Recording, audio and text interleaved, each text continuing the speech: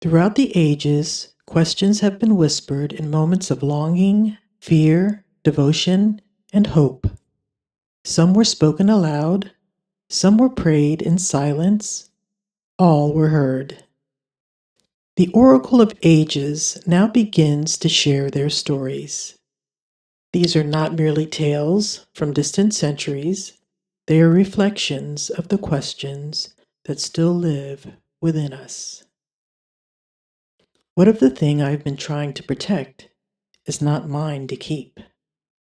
Soldier poet in Aleppo, 1524 CE. The dust does not belong to me. He found the relic half buried in sand, stained with his brother's blood. It was a small thing, a wooden box no bigger than a man's fist. Inside, a tightly folded slip of parchment bore a single verse in his brother's hand. Quote, "To protect is not to possess." Unquote. For years, Gasson had kept it hidden beneath his armor. It hummed against his ribs as he crossed deserts, faced down blades, and scrawled verses in margins of war reports.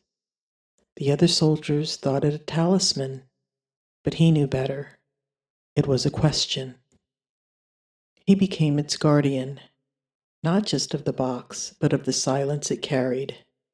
He wrote poems, but never shared them, fought battles, but never told why. He feared that if he let it go, the last thread of his brother's breath would dissolve in the wind. Then, during the siege of the southern gate, a young conscript was brought to him, 17, shaking, and carrying nothing but a lute. "I've heard of you," the boy said. "You once wrote a poem called Salt Beneath the Dust." Gasson's heart paused. That poem had never been spoken aloud.